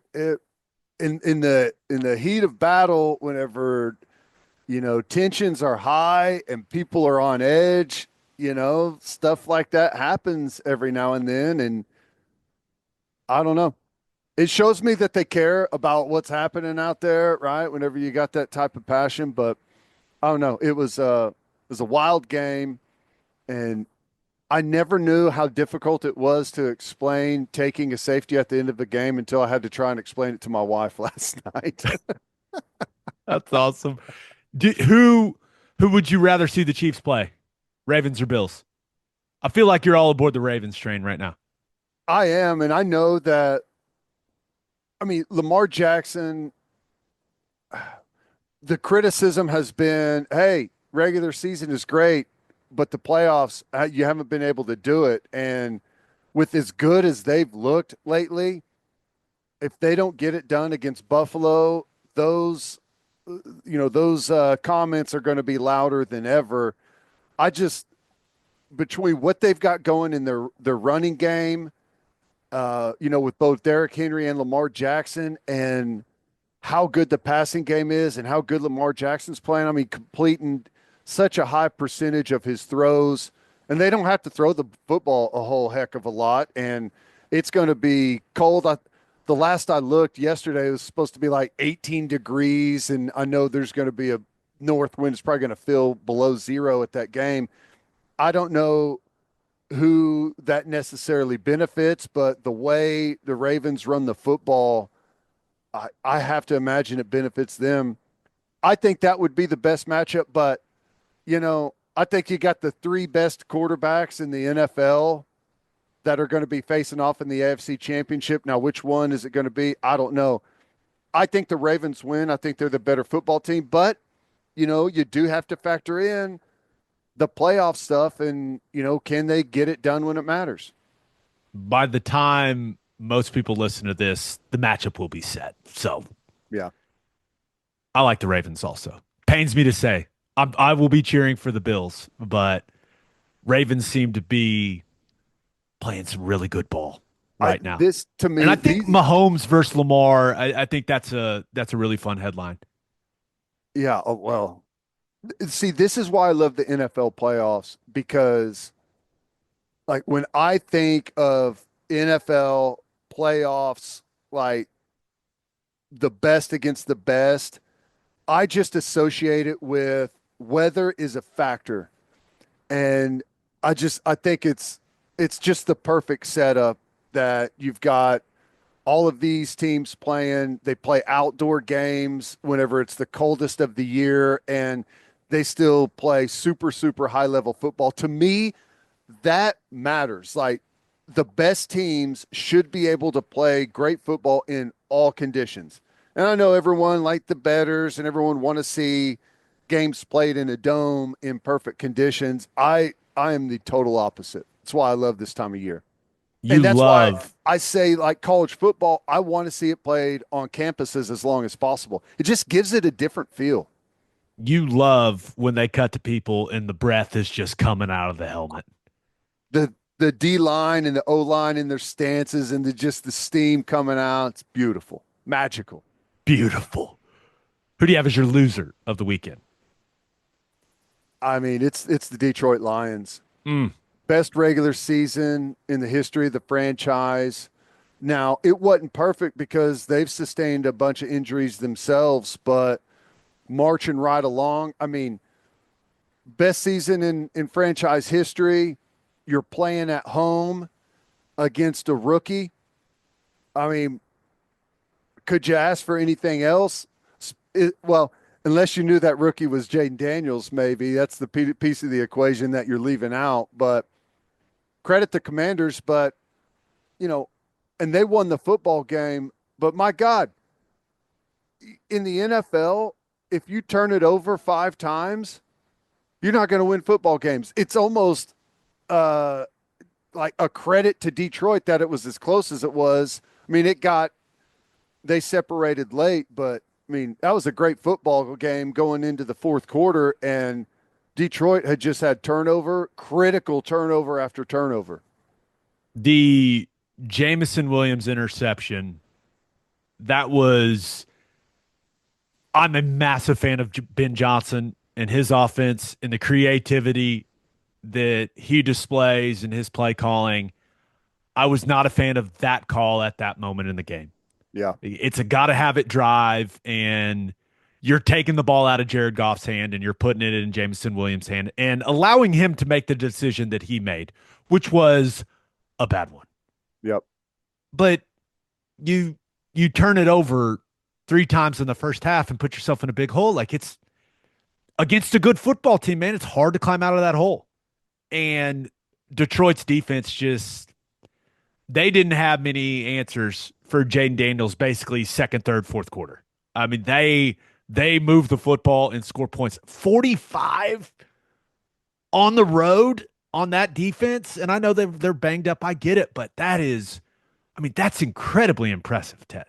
And, I credit Washington, I don't know. Maybe it's the underdog mentality. They've got a rookie quarterback. I don't know, but the amount of pressure that they put on Detroit on those fourth downs, I mean, it changes the whole perception of the game. And defensively, you just get built in that when you get a third down stop, hey, we did what we're supposed to do.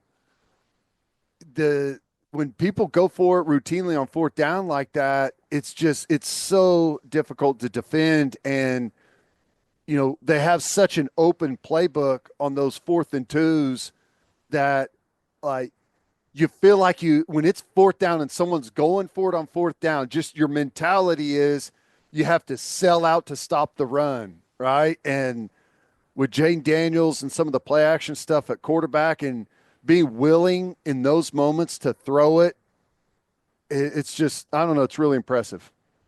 I thought the exchange early, the sack strip fumble for Goff early, and then they went, what was it, 4th and 3 at like the 8 or 9 yard line? And they ended up, I believe it was Ertz, ends up converting, and then they scored a touchdown. And Detroit took the ball right down the field and scored a touchdown the next drive for their offense. But I thought that was kind of a tone setter for Dan Quinn, and that built some confidence, and just it seemed like that team was really juiced from that point on, especially offensively. So it was a painful game, man, to watch. Whoever was directing that broadcast did a great job of cutting to all of those sad Lions fans. I felt for that fan base, man. I felt for them. I was cheering like hell for the Lions, but I guess just too many injuries ultimately and too many turnovers in this game. You can't turn the ball over like that and beat a good team. No. You just can't. No, you can't.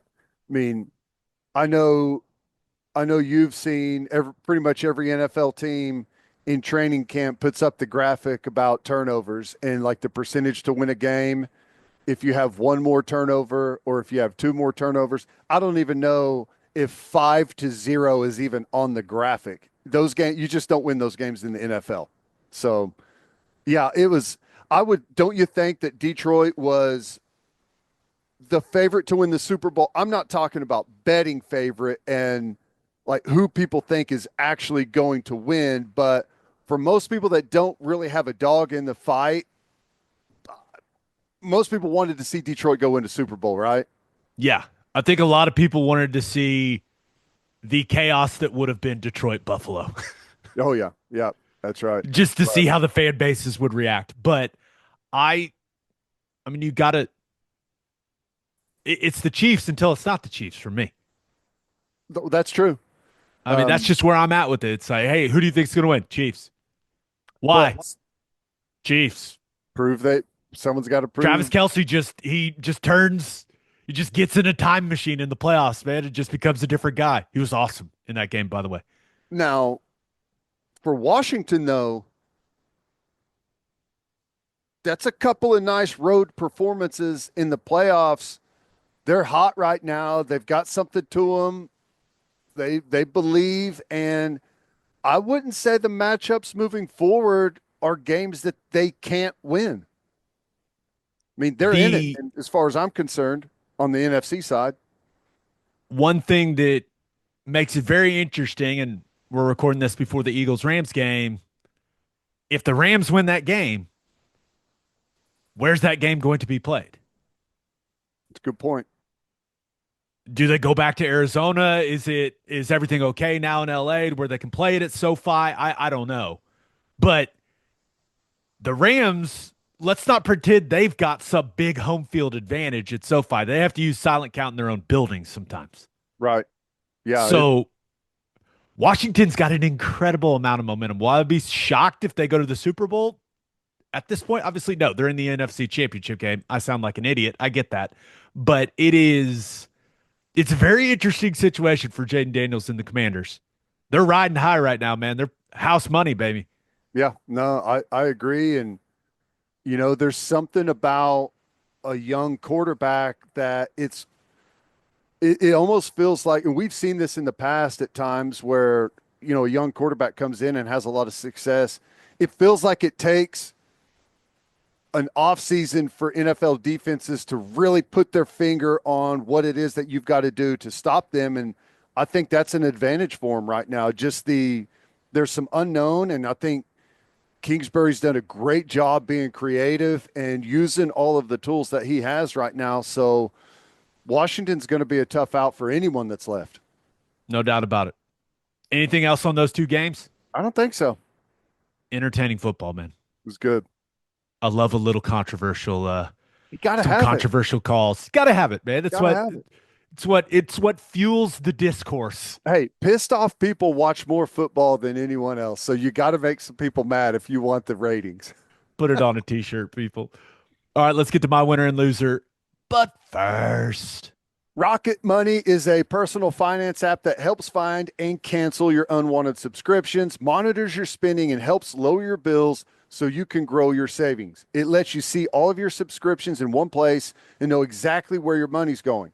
For ones you don't want anymore, Rocket Money can help you cancel them. And Rocket Money has over 5 million users and has saved a total of $500 million in canceled subscriptions, saving members up to $740 a year when using all of the app's premium features. You get alerts if bills increase in price, there's unusual spending activity, or if you're close to going over budget.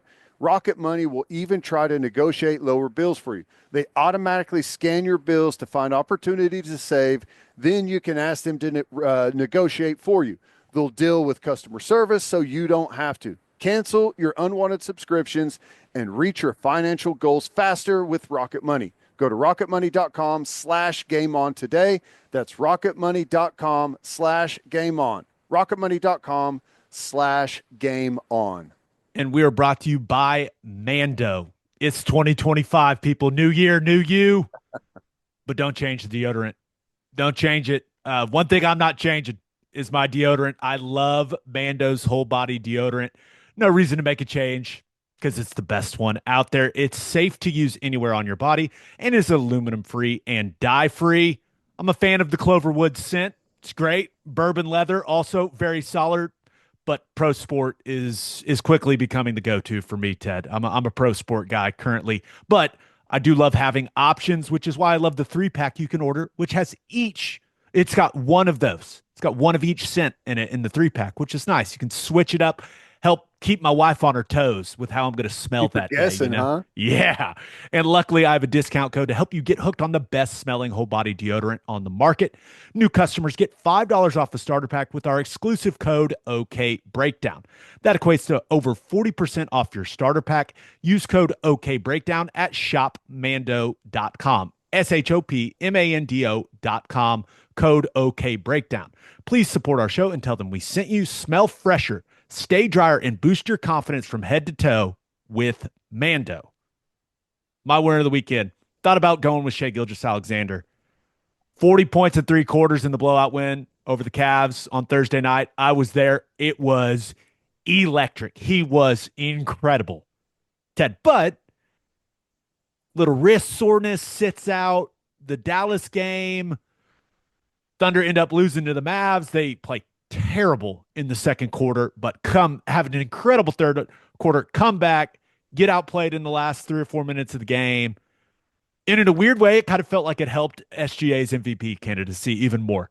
with the way that they looked at points in time in that game without him. And I know the Mavs didn't have Luka, but it will be really cool if Shai Gilgeous-Alexander wins the MVP. And with how incredible he was against the Cavs and then how the Thunder looked at times without him against Dallas, I think it only bolstered his MVP candidacy. Am I crazy or does that make sense? Well, I don't know that that's specifically going to be what people point to if he wins it, is that 2-game stretch. But, I mean, he's leading the NBA right now in points per game, and it's getting very difficult to not say he's the best player. I mean, well-rounded, not just an offensive guy, does a lot of stuff on the defensive side too. If you look at it objectively, do you think he's the best player in the NBA? I still have to give that to Jokic. Maybe probably put Giannis in front of him as well. Just because, and Shai has talked about this publicly. He's not in that conversation until he goes and wins a title. Those are his words, not mine.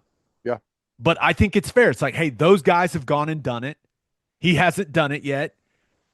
There's no doubt he's one of the top 2, 3, 4, however you want to frame it in the league. There's no doubt he's probably going to be the league MVP this year, but you reach a different level when you go and win a title. It's how the NBA works. It's like quarterbacks in the NFL. You're viewed a certain way until you win a Super Bowl.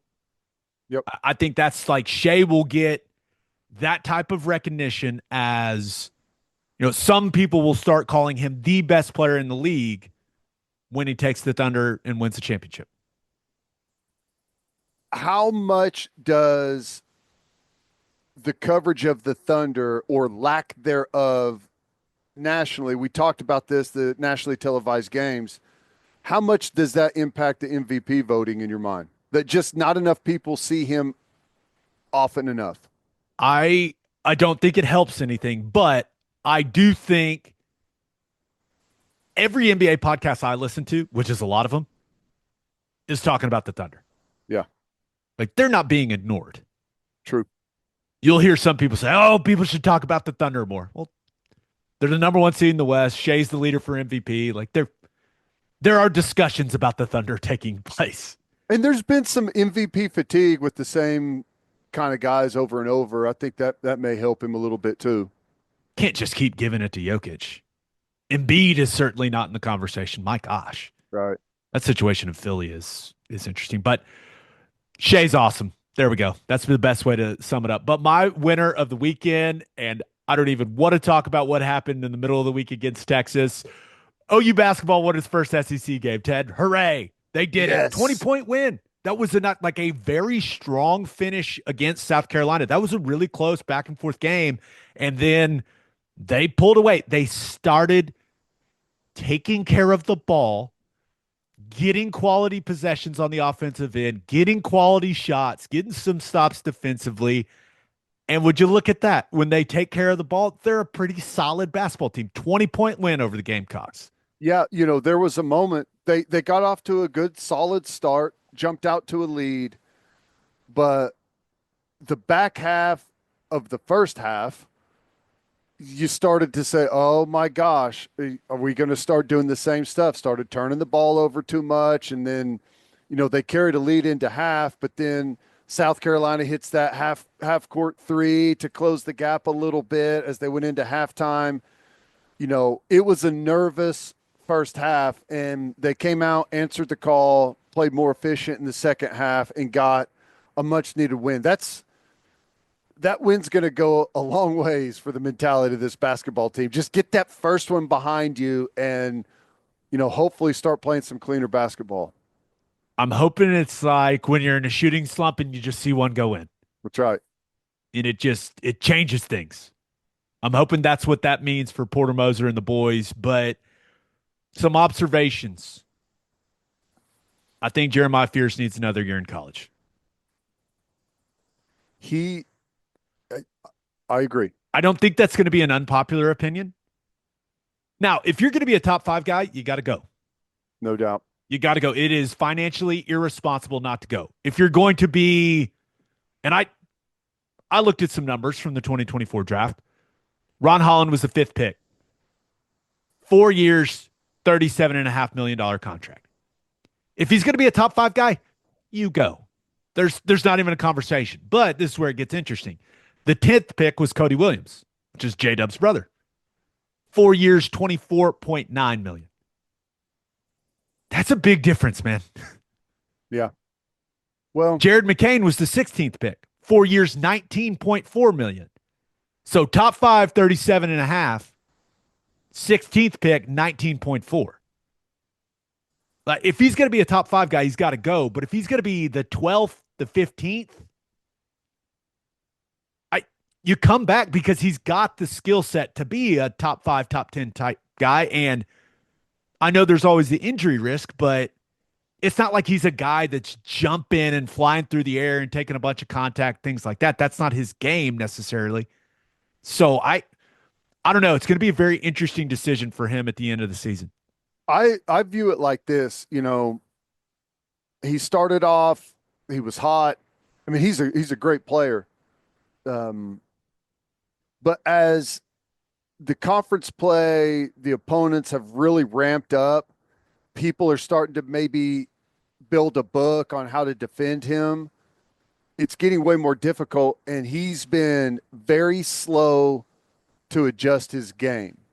I think he's playing a little out of control right now, feeling like he can get to those spots that he was able to get to in non-conference, and it's way more difficult. And he's settling for bad shots. He's in the air, not sure what to do with the basketball at times. It's leading to turnovers. So I'm with you, and we'll see. Maybe he adjusts his game and he settles in and gets used to the conference play a little bit more as the year rolls on, and I would expect him to. The most difficult part about staying for another year, though, is under the current rule set, it's going to be difficult to keep him at Oklahoma if he does stay in college for another year. Yeah, it'll be difficult for anyone to pay his salary. Yep.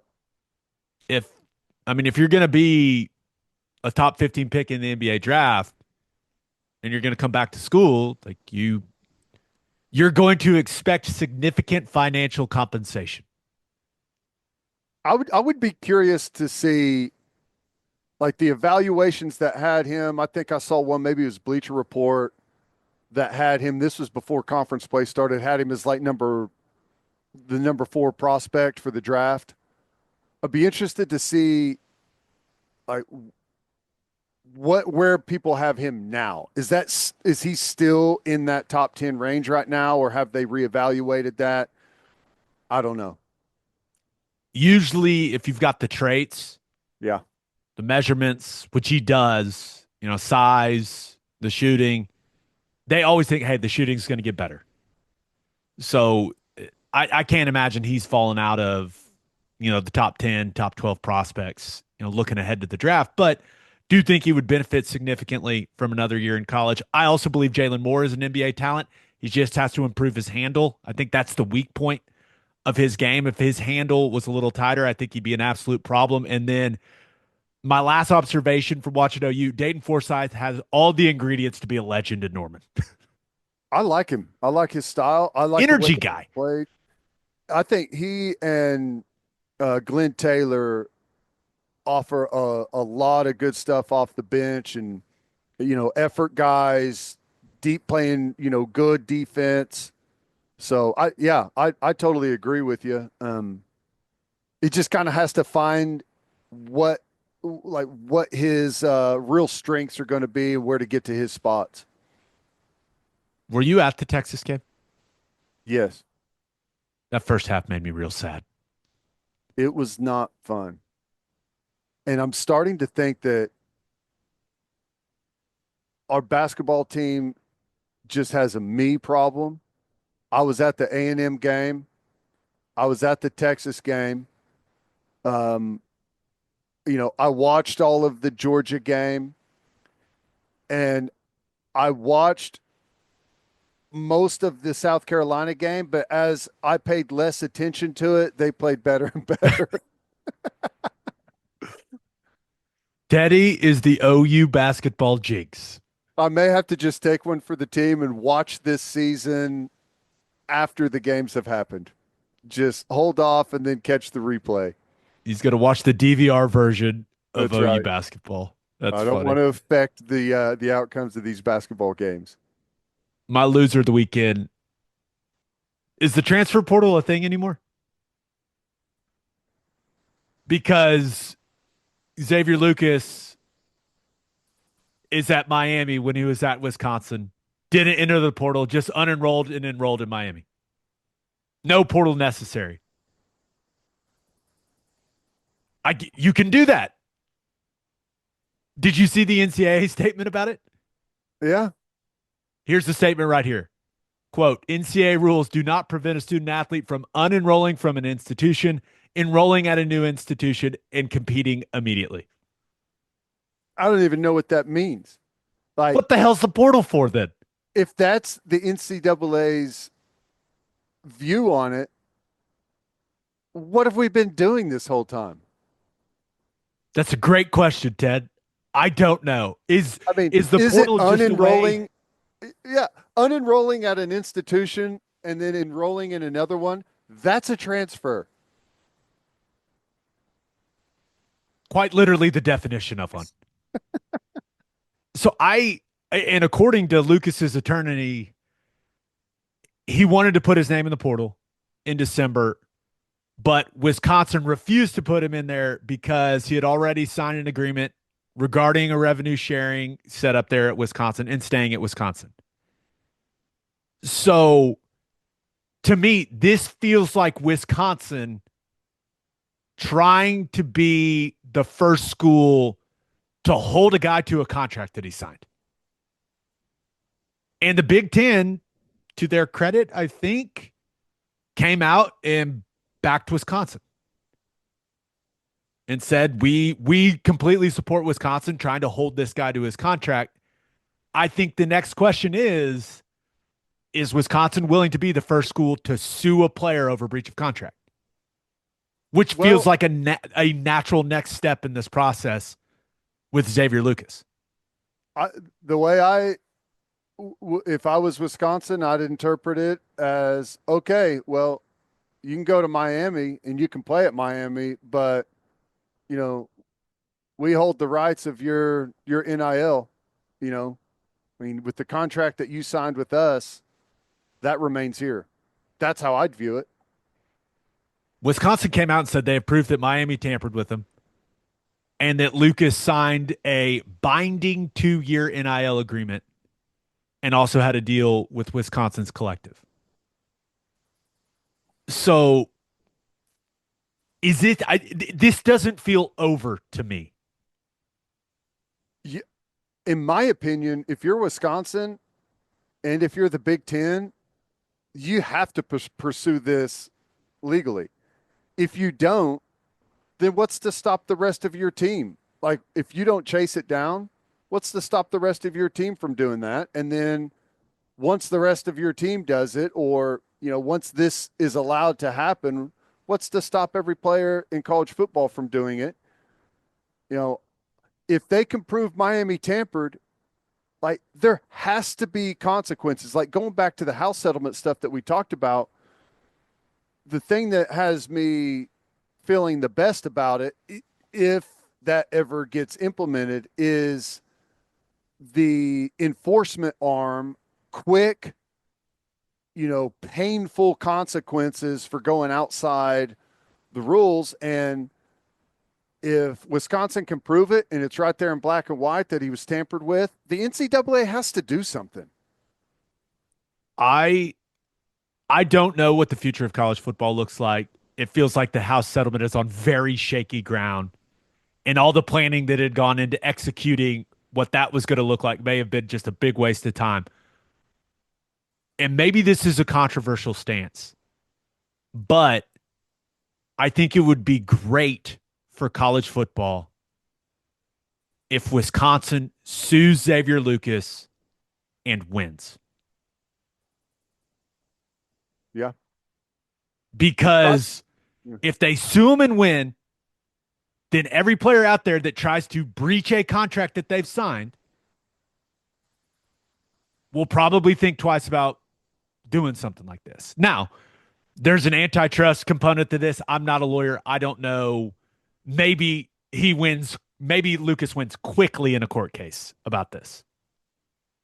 But if you just talk about what would be best for college football and to calm down this chaos, guys still get to make their money. But just like in every other walk of life, in every other occupation, you are held to the contract you sign. I totally agree. There's nothing wrong with saying that, right? Like that doesn't make me anti-player. Hey, you sign a deal. You're a grown-up, man. You sign a deal, you sign a contract, you're held to the contract. I don't think there's anything wrong with that. That seems like common sense to me. Well, if players feel like they can just walk on a contract at any time and leave a university at any time, I'm anti-player.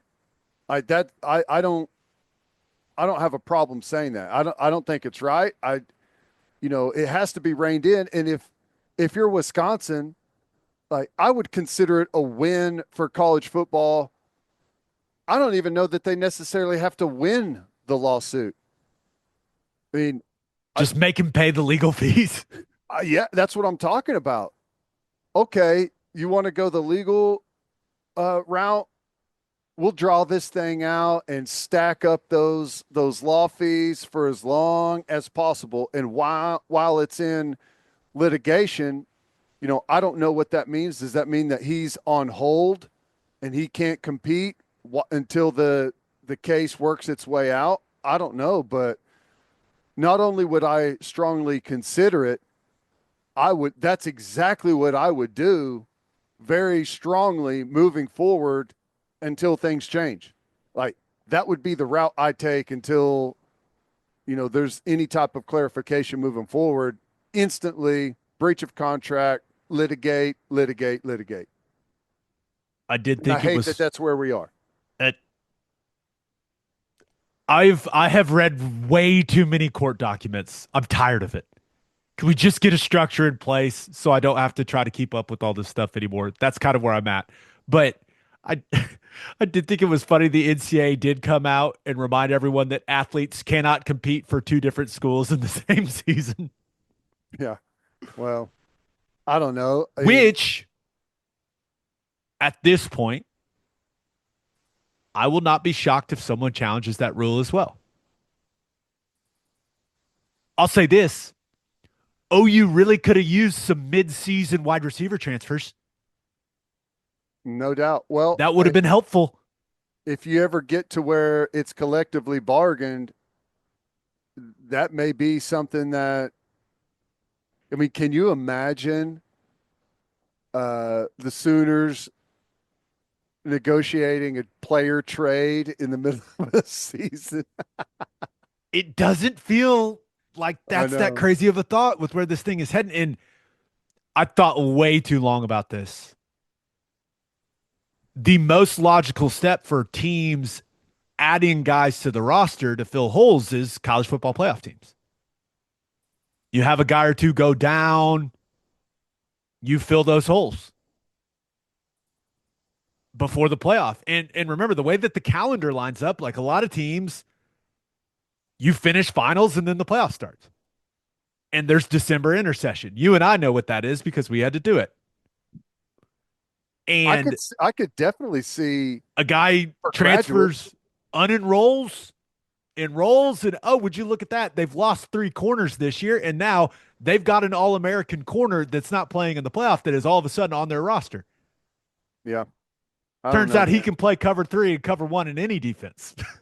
It just shows that currently, until there's legislation or until things are collectively bargained, any wild scenario that you can think up is going to happen. And they all pretty much have. Transfer portal's been challenged. This situation with Wisconsin, the Pavia situation with junior college. I mean, pretty much everything that you can think up is starting to happen. And until there's concrete legislation in place or everything's collectively bargained between the institutions and the players, I think it's just going to be one after the next. I think I'm just imagining. Let's take Penn State for example. Drew Aller coming back. Bo Perbula moved on right before the playoff, saying, "Hey, I got to go find a starting spot for myself."